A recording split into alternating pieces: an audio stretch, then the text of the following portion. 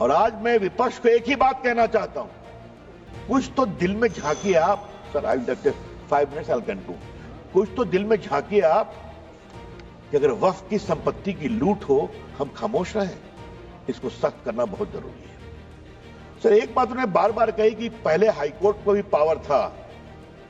High court did not have any direct power. High court चाहे तो call for कर सकता है या कोई कंप्लेन कर सकता है। मैं बहुत कृतज्ञ हूं कि मुझे इस महत्वपूर्ण बिल पर बोलने का अवसर दिया गया है। सर मैं विपक्ष की बात सुन रहा था, मुझे उनके तर्क को समझने में थोड़ी कठिनाई हो रही है। वक्फ बिल में संशोधन होना चाहिए लेकिन नहीं भी होना चाहिए। ये दोनों तर्क कैसे चलेगा? सबसे पहले बात थोड़ा संविधान की कर लेते हैं। आजकल लाल किताब बहुत घूमती है, जब भी कोई विषय होता है संविधान की लाल किताब दिखाते हैं। सर हम संविधान की हरी किताब लेकर के आए हैं जो संसद में रखी हुई है, तो मैं इसी को दिखाऊंगा आज। सर भारत के संविधान के मौलिक अधिकार में धारा 15 है। धारा 15 में लिखा हुआ है कि महिलाओं के साथ कोई विभेद नहीं होगा और सरकार महिलाओं के विकास के लिए कानून बना सकती है। तो अगर यह वक्फ बिल देश की खवातीनों के विकास के लिए, वक्फ में उनकी भूमिका के लिए यह कानून लाया जा रहा है, तो यह कानून गैर संवैधानिक कैसे हो गया भाई? सर संविधान की धारा 15 में यह भी लिखा हुआ है कि सामाजिक रूप से पिछड़े वर्ग के लोगों के विकास के लिए सरकार कार्रवाई कर सकती है। यह सच्चाई है। Honorable member, please. मैं जिस प्रदेश से आता हूं, Honorable member, please be seated. Honorable member, sir जरा लोगों को बैठा please be दें। seated. Honorable member, जरा बैठ जाएं। Honorable member, मैं भी आग्रह करूंगा। sit back to the chair. Please be seated. Venugopal जी जरा मैं बोल रहा हूं, आप भी सुन लीजिए। Mister Venugopal, Yes. Mister Venugopal ji, I am speaking, kindly have some attention to me. बैठिए। सर मैं ये कह रहा था कि मैं जिस प्रदेश बिहार से आता हूं वहां बहुत सारे पिछड़े मुसलमान हैं। उत्तर प्रदेश में भी हैं, पसमंदा कहते हैं हम, कई कैटेगरी के हैं। उनको वक्फ के मैनेजमेंट में अवसर नहीं मिलता। और अगर संविधान की धारा 15 के आलोक में इस बिल में इस बात का प्रावधान किया जा रहा है कि पिछड़े मुसलमानों को भी वक्फ में जगह दी जाएगी, उनको जगह दी जाएगी, तो परेशानी क्यों है इनको? और सर जहां तक सर सवाल है सर, मैं ये बताना चाहता हूं कि संविधान की दुहाई का जवाब मैं संविधान से ही दे रहा हूं। ये वक्फ में जो संशोधन हो रहा है वो मौलिक अधिकार की धारा 15 में उसकी अनुमति मिलती है। अब सर धारा 25 की बात की गई। सर अब हमारे विपक्ष के उपनेता को मैं सुन रहा था, आपने धारा 25 का जिक्र किया, तो धारा 25 का क्लॉज 2 भी पढ़ लीजिए मेरे साथ। सर मैं आपके सामने पढ़ना चाहता हूं। Nothing in this article shall affect the operation of any existing law or prevent the state from making any law regulating or restricting any economic, financial, political or other secular activity which may be associated with the religious practice। तो अगर वक्फ की जमीन बर्बाद हो रही है, अगर वक्फ की जमीन लूटी जा रही है, अगर वक्फ की जमीन हड़पी जा रही है, तो संविधान की धारा 25 ये अधिकार देता है कि कानून बन सकता है। कृपया करके कोई अगर आप धारा संविधान की कोट करते हैं तो पूरी की पूरी कोट करें। सर मैं प्रावधानों पे आने के पहले एक और बुनियादी बात उठाना चाहता हूं। वक्फ के माने क्या है सर? माननीय मंत्री जी ने विस्तार से बताया है। Waqf is not a religious body. Waqf is just a statutory body, वो कोई धार्मिक संस्था नहीं है, वो सिर्फ एक वैधानिक संस्था है। सर दूसरा सवाल आएगा सर, अच्छा आप अपने पारी का इंतजार करिए ना, you are a very eloquent speaker, I know, wait for your turn.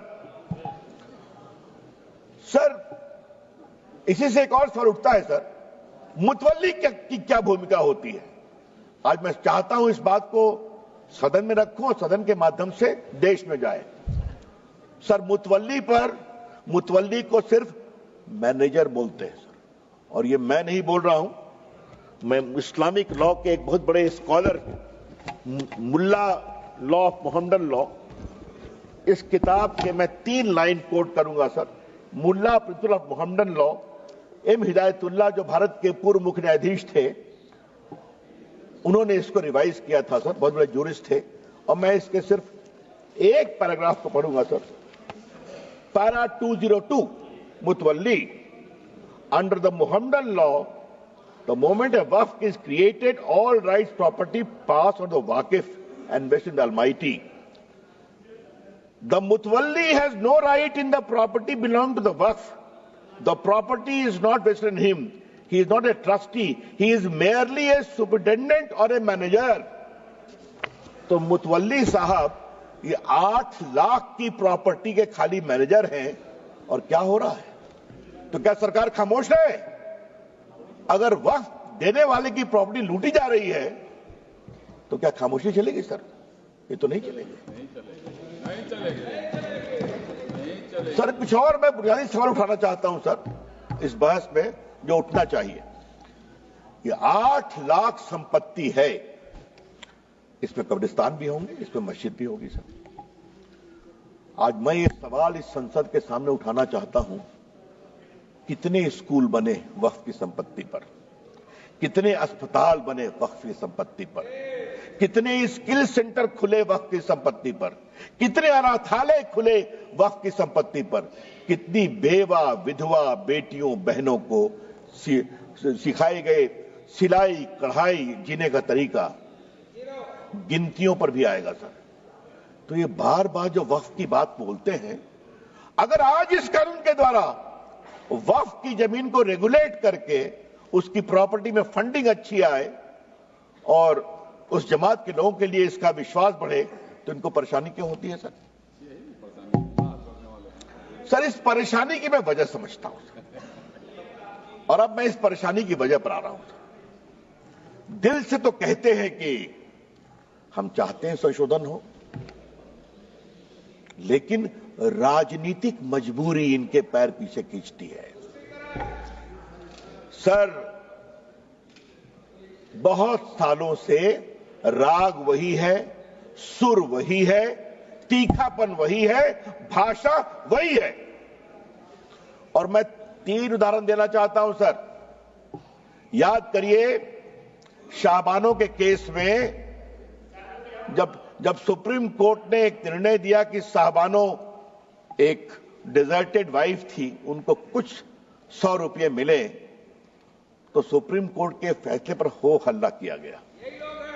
यही लोग हैं। और सर उस समय राजीव गांधी इस देश के प्रधानमंत्री थे, 400 का बहुमत था, मात्र एक बेवा मुस्लिम 75 साल की महिला को कुछ 100 रुपये दिए गए, क्या हंगामा खड़ा कर दिया गया। और सर आज जब मैं शाहबानों पर बात कर रहा हूं सर, तो मुझे अपने दोस्त आरिफ मोहम्मद खान के बारे में कुछ बोलना है सर। वो आपकी सरकार में मंत्री थे, उनका 2 दिन ऐतिहासिक भाषण हुआ था इसी सदन में कि सुप्रीम कोर्ट का फैसला अच्छा है। एकाएक हंगामा गया, राजीव गांधी हिल गए, डोल गए, कहे तुम वापिस हो जाओ, हम कानून ला रहे हैं सुप्रीम कोर्ट के निर्णय को उलटने के लिए। ये भी हमने देखा है ना सर। शाहबानों के बाद यात्रा आती है साराबानों तक सर, 3 तलाक पर। 3 तलाक को लेकर सर इतनी परेशानी थी, मुस्लिम महिलाएं गई थी कोर्ट में। और सर मैं हाउस में आज कहना चाहता हूं, 2 साल तक इनकी सरकार ने सुप्रीम कोर्ट में जवाब नहीं फाइल किया, ताकि मामला लटकता रहे। और आज सर मैं बड़े गर्व के साथ कहता हूं कि जब 14 में सरकार आई तो मैं माननीय प्रधानमंत्री जी ने मुझे कानून मंत्री बनाया था, तो फाइल आई कि सर का जवाब फाइल करना है, सुप्रीम कोर्ट डांट लगा रहा है। तो मैं गया प्रधानमंत्री जी के पास, तो उन्होंने कहा जाओ कोर्ट के अंदर और कोर्ट के बाहर खड़े हो जाओ कि नरेंद्र मोदी की सरकार 3 तलाक की पीड़ित महिलाओं का खड़ी है। सर आज मैं all India Muslim personal law के बारे में कुछ कहना चाहता हूं, बोर्ड के बारे में। सुप्रीम कोर्ट में जब 3 तलाक के मामले की सुनवाई चल रही थी, तो all India Muslim personal law board ने कहा कि आप फैसला मत करिए, हम एक निकाहनामा बनाएंगे और पूरे देश में घुमाएंगे कि निकाह करते समय 3 तलाक नहीं दोगे, ये शर्त रखोगे। सर याद करिए, कानून बना, इसी all India Muslim personal law board ने पूरे देश में 3 तलाक के खिलाफ एक बहुत बड़ा आंदोलन करने का, उकसाने का काम किया। ये भी, और ये लोग सब लोग खड़े हो गए, सब लोग खड़े हो गए।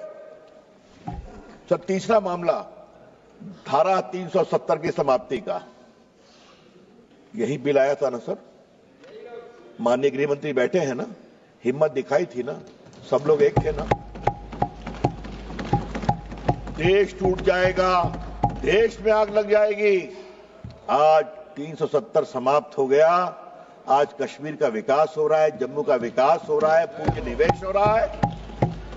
और सर याद करिए, अभी जो चुनाव हुआ है, एक भी बूथ पर रिपोल नहीं हुआ जो उमर अब्दुल्ला की सरकार बनी है।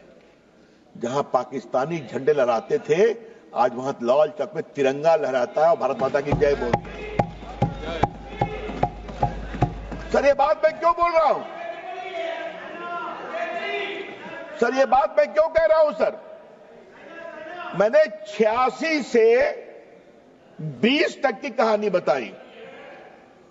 स्वर वही है, सुर वही है, तलखी वही है, चाहे संशोधन लाओ वक्फ में, चाहे लाओ 370 में। तो हम ये भी कहना चाहते हैं कि अब ये नहीं चलेगा, और बड़ी जिम्मेदारी से कहना चाहता हूं।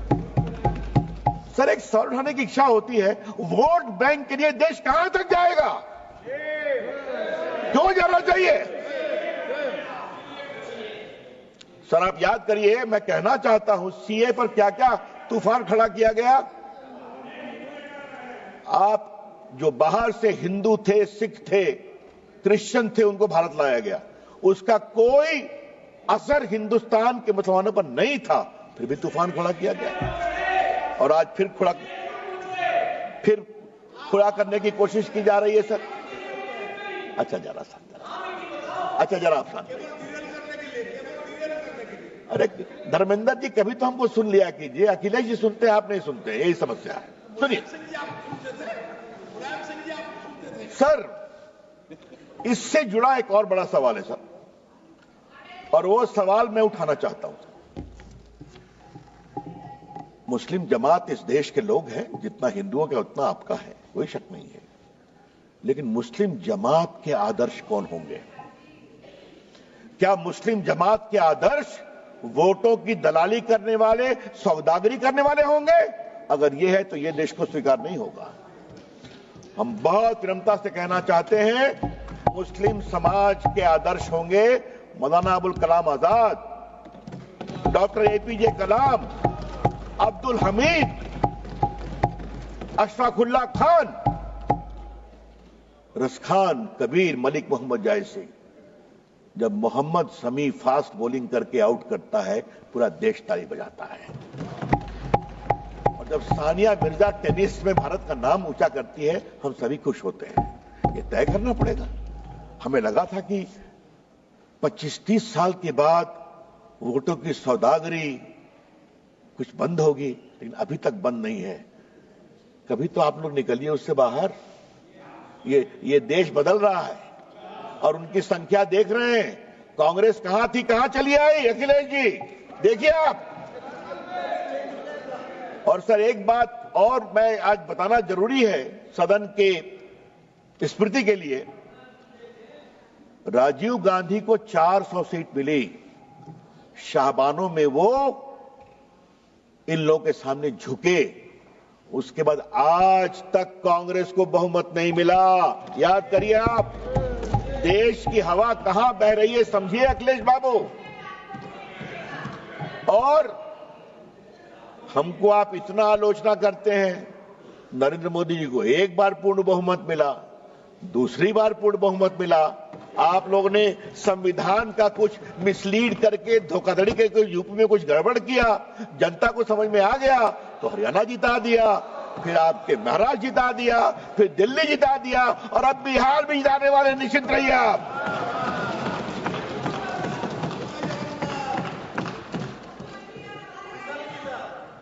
वो तो पहले जीत गए थे। सर मैं आपसे आज इस बहस के क्रम में कुछ और बड़ी बातें कहने की जरूरत है। ये जो 13 का कानून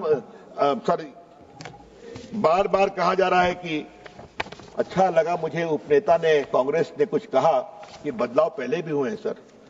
सर आपकी जानकारी के लिए अगर देखें आप, आजादी के बाद 54 में एक्ट आया, 59 में बदलाव हुआ, 64 में बदलाव हुआ, 69 में हुआ, 84 में बदलाव हुआ, फिर 95 में आया। और सर ये रिकॉर्डेड है, अगर आप निर्देश देंगे तो हम प्रस्तुत करेंगे। ये सारा कुछ बदलाव कुछ जमातों के दबाव में आया। और सर 95 कब आया? जब राम जन्मभूमि का आंदोलन चल रहा था। हाँ, तो इन लोगों ने कहा ठीक है हमारे वक्फ में बदलाव करो। और 13 कब आया? जब इनके हारने का रास्ता खुल रहा था।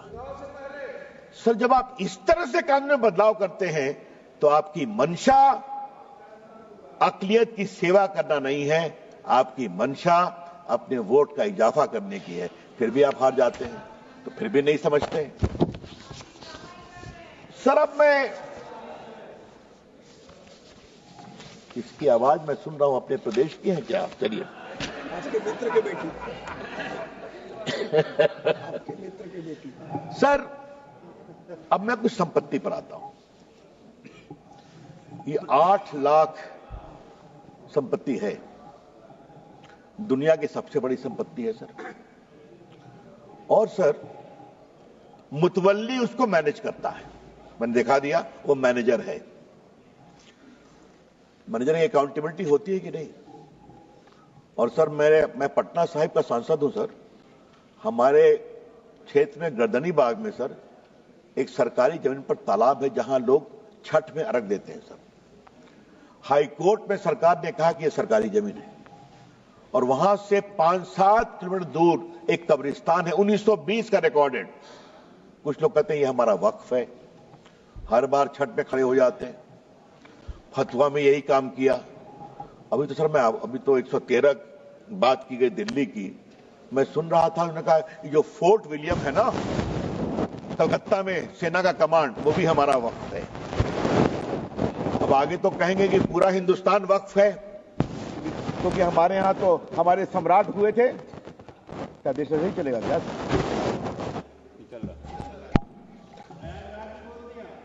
अरे प्रयागराज में बोला, भोपाल में बोला, कहां नहीं बोला, मुंबई में बोला, जहां चले जाइए।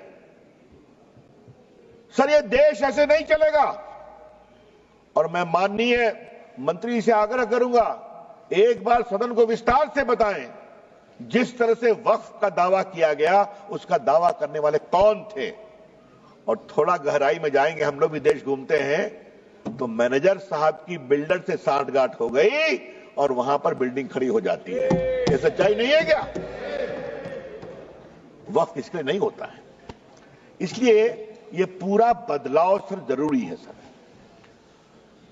सर मैं एक बात और कहना चाहता हूं इस कानून के संदर्भ में, लेकिन उसके पहले सर हम एक बिहार के बड़े वरिष्ठ नेता को भी कोट करना चाहेंगे।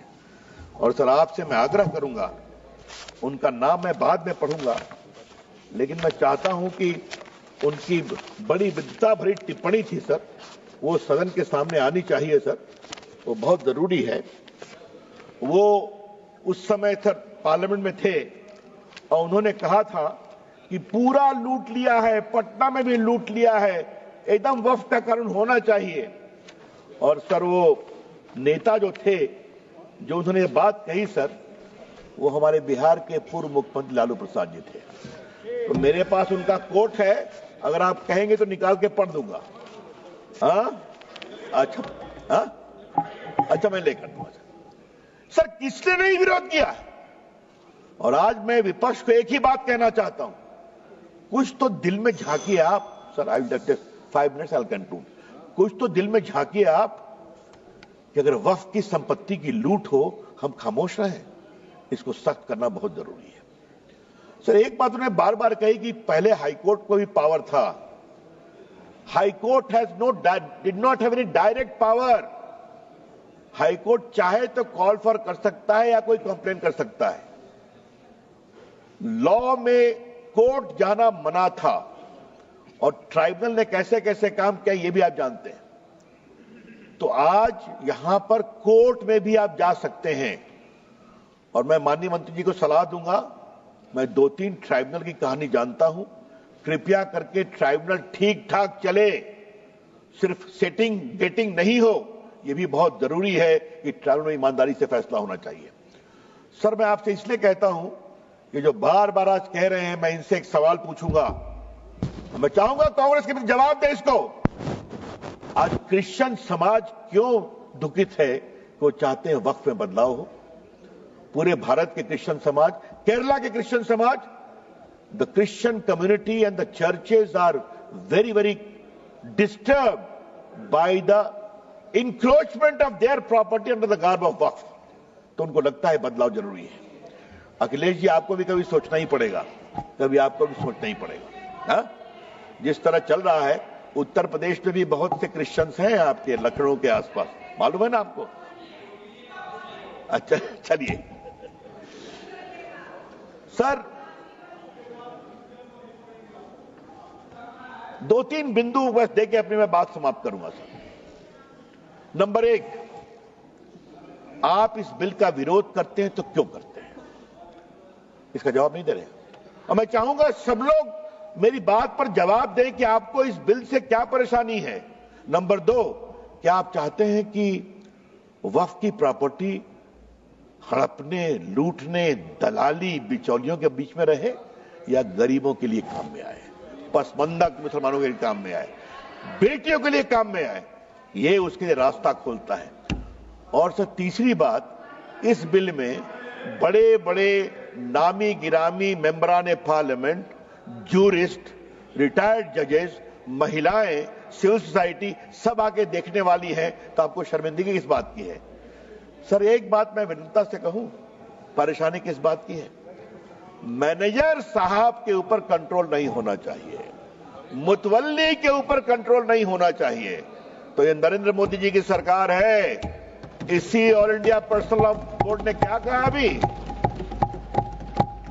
जब आपके इफ्तार में नहीं जाएंगे, मैं नाम नहीं लूंगा, संजय जायसवाल समझ रहे हैं मैं क्या कहना चाह रहा हूं, कहा था ना इन लोगों ने, क्या इफ्तार में नहीं जाएंगे, आपको बुलाएंगे भी नहीं। तो मैं उनसे बड़ी विनम्रता से कहूंगा, आपके वो दिन लट गए जब आप वीटो लगाते थे। ये नरेंद्र मोदी जी की सरकार है, विकास के लिए हर काम करेगी। और बस सर एक अंतिम बात कह के अपनी बात समाप्त कर रहा हूं, बस एक पॉइंट। हमारे ऊपर इन्होंने बहुत आरोप लगाया, एक लगाते हारते जा रहे हैं, फिर भी भाषा वही है। लेकिन सर मैं एक बात कहूं, अगर नरेंद्र मोदी की सरकार कहती है सबका साथ, सबका विकास, सबका प्रयास, तो ये बात को हमें गर्व है। अगर गैस दिया तो क्या हिंदू मुसलमान में कोई फर्क किया? अगर शौचालय बनाया तो कहा हिंदू मुसलमान ने फर्क करना है? अगर सड़कें बनी तो क्या यह कहा कि मुस्लिम गांव से सड़क नहीं जाएगी? वोट दो या न दो, हम जब सत्ता में हैं तो पूरे हिंदुस्तान को एक नजर से देखेंगे।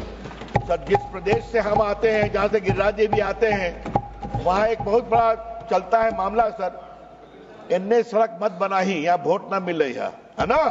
ये हम नहीं करते, हम सबको एक नजर देखते हैं, वोट दो या न दो। इसलिए कभी कभी आप कुछ तो हमसे सीखिए, ये देश के हित में है सर। मैं मोदी जी का अभिनंदन करता हूं, मंत्री जी का अभिनंदन करता हूं।